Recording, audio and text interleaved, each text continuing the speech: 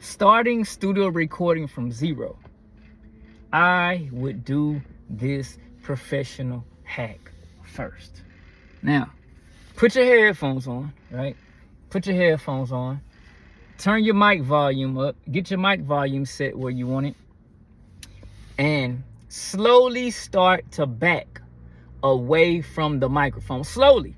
Because you don't want to go back too far. Where you start to, the further back you go, you start to hear more room noise and air. You don't want that, okay? But you don't want to be so far up on the mic where your vocal is bass heavy or muddy. So you want to back off a little bit. Music is all about balance, okay? So as you start to back off, make sure you stay in a straight line from the capsule. First of all, know where your capsule is. Know if your capsule is in the top of the microphone or in the side of the microphone. And so most studio mics, the microphone capsule is not in the top. So when you're holding a mic like this, if you're on stage, those type of mics typically like that. But a studio mic is typically in the side of it. So you would look in the front of it, not in the top.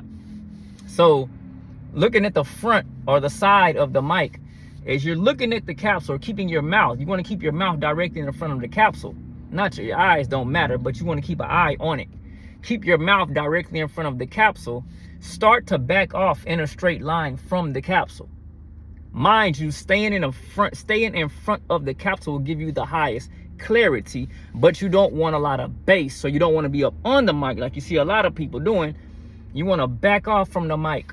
And as you start to back off from the mic, you'll notice that your vocals have become much clearer, much brighter, much cleaner.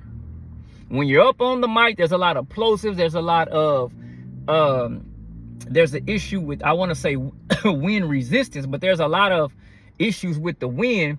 So the microphone capsule moves back and forth, right? And as you're blowing and you're talking, and wind is coming out of your mouth, that wind is hitting the capsule. So people always ask me, man, how do you get your vocals so clear? That is one of the #1 steps right there. Is knowing what distance to stand from the microphone. There's some other steps I will go over, but this is like step 3. Step 1 and 2 are more of setting your analog volume or the volume on your hardware, okay? If you have a digital preamp that cannot do analog, the only analog knob that you probably have, or the only knob that you have, is the volume knob on the hardware. I'm not talking about the volume knob in the program, in the digital DAW. So if you're looking in your program, you have a volume there as well. I'm not talking about that volume. That's typically makeup, I want to say, well, makeup volume.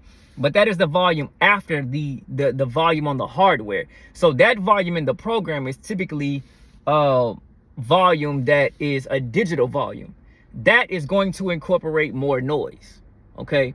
You can use it, but use it sparsely, I guess is the word for it. You know, the knob that you typically, the knob that you want to, that's most important, is the knob on the actual hardware, because that actually messes with the sensitivity on your microphone. So and then the other thing that I would say is knowing where to position your microphone in the room.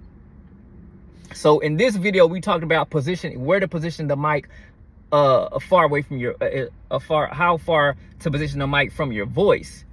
Step 1 would be where to position the mic, or step 2 would be where to position the mic in the room. That'd probably be step 2. Because step 1 would be about turning your volume up and getting your volume set. But then also that would go hand in hand with setting your headphone volume. If you have too much headphone volume and then you have your microphone volume too low, what can typically happen is you're going to end up trying to raise the volume in post or in the DAW, in the digital audio workstation, which is going to result in more noise and not as much clarity. So that's why you want to try to get your volume at an optimal level before going into the digital audio worksheet. Because what happens is microphones, unless you have a digital microphone, most analog microphones, if you have an XLR connection and you plug that XLR connection to your preamp interface. Now, if you have a digital microphone, then you can still follow these steps, but a digital microphone is still kind of different than an analog microphone. But it's still the same concept still kind of plays in part. You want to adjust the volume on the equipment before adjusting the volume in the DAW. Because what happens is, like I said, with the analog microphone, what happens is your preamp interface is designed, it has what's called a A/D converter. What an A/D converter is, or what it does, is it converts analog into digital. So once you do that, you've lost some quality. You've lost some features. So this is why the Apollo preamp interfaces, along with some others, are so, like, one of the preamp interfaces that's used in a lot of top of the line studios, is because it allows you, the Universal Audio Apollo preamp interface allows you to do a lot of EQ and compression and a lot of different things in analog before it converts that signal into digital. This is why that preamp is so important. When you don't have a analog preamp interface, the only thing that you have, and I've done this with my Steinberg UR22. My Steinberg UR22 was not a analog preamp interface. You couldn't adjust anything, any EQ or anything of that stuff. I think I still recommend this preamp interface. But basically you what I did was I would listen to my microphone, and I would listen to how it picked up sound in the room, and I would adjust the volume on the preamp interface. First, I would get my headphones to where I want them, and I would listen to how much self noise. You'll hear, start to hear like a hiss. You don't want a lot of that. So you want as the least amount of hiss you can get, but still being able to hear the headphone, right? So it's the same thing with the microphone. You don't want to hear the hiss. The hiss is self noise, okay?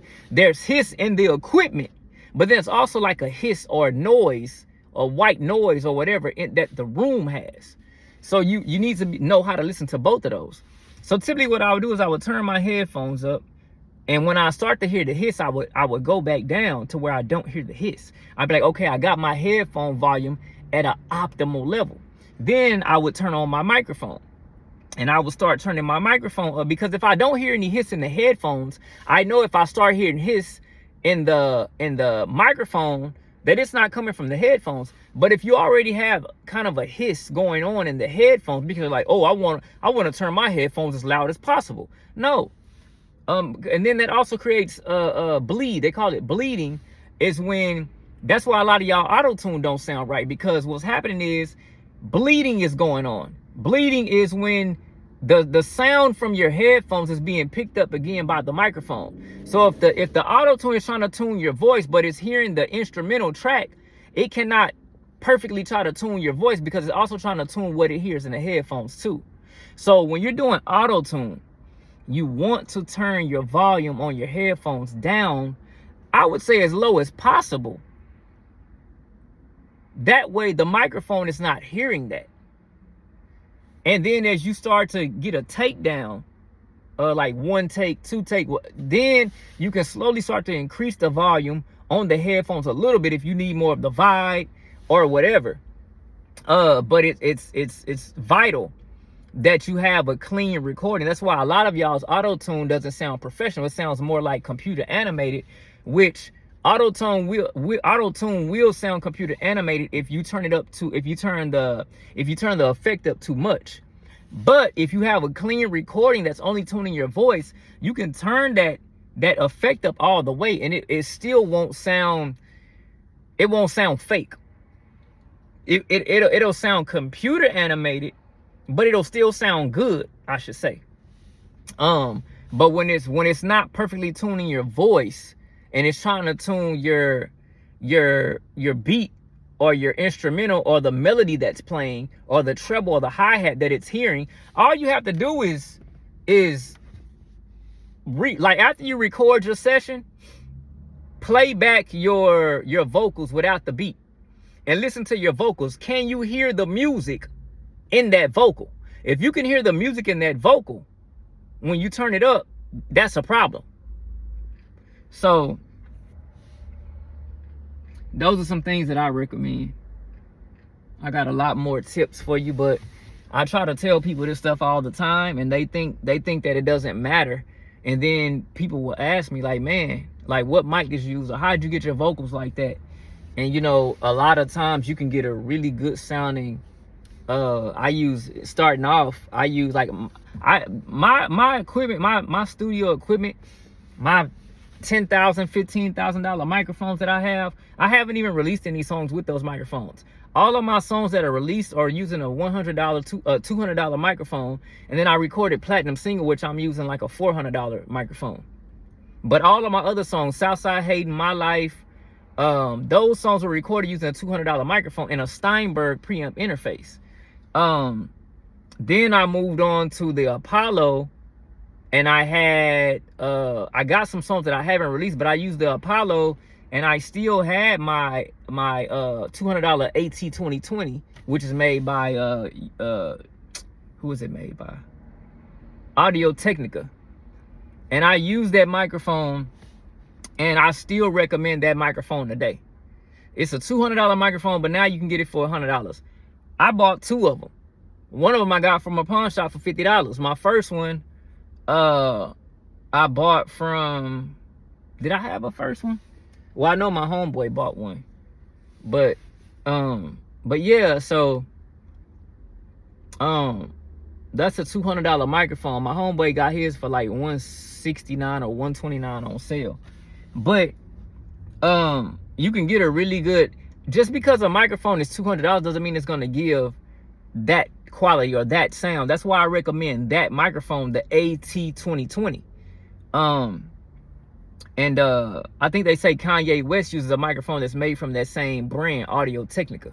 It's just like a couple notches up, like the AT 5020 or the AT 3020, something like that, or the 3050.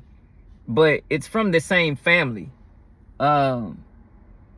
You know, but a lot of professionals use like the Neumann TLM 103, the Neumann U87AI.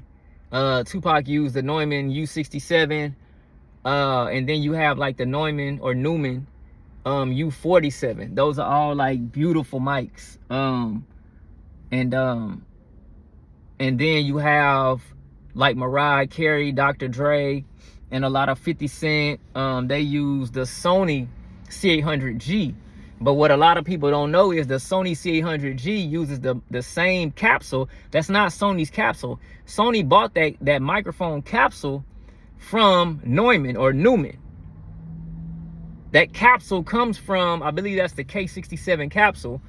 I did a video about that. The K67 capsule is the same capsule that's used in the U47, I believe. The U67, what Tupac used. The U87. Or the U87AI, because the U87 and U87AI, they're similar mics, but they're different in certain ways. And then you have the TLM 103, which uses a K67 style capsule. It's like an upgrade of the K67 capsule. And people sleep on the TLM 103. I believe that the TLM 103 is one of the cleanest, clearest microphones out there. It's cleaner and clearer than the U87AI, which costs twice as much as it, like 3 times as much as it. Now, when you start to EQ and compress and do all, if you have the right equipment, you can make a U87AI or a U67 or a U47 sound better than a TLM 103. But straight out of the box and using today's modern equipment for the modern sound that we're looking for, the TLM 103 is very easy to get that sound and it's super clean and clear. The TLM 103 has a way clearer sound, and it blocks out more noise. It has a lower noise level than those vintage microphones. Because back in the day, it was hard for vintage microphones to get that low noise. Now, with today's equipment and technology, it's a lot easier. That's why you have $200 microphones that are sounding better than some of the old hit songs. Or I wouldn't say hit songs, but some of the older microphones, because technology has come so far, ladies and gentlemen. So these methods and techniques and tactics that I'm giving you from top of the line studio recording professionals. If you know anything about equalizing, okay, equalizing, it doesn't start at the EQ. It starts about how close or far you're standing from the microphone capsule. And this is more effective than an EQ board, because this, you have the direct capsule in front of you. You're able to communicate with the capsule. So a lot of these things, y'all don't think that matters, but these little small things like this is what sets people apart. This is what set me apart. So just knowing how to use your equipment.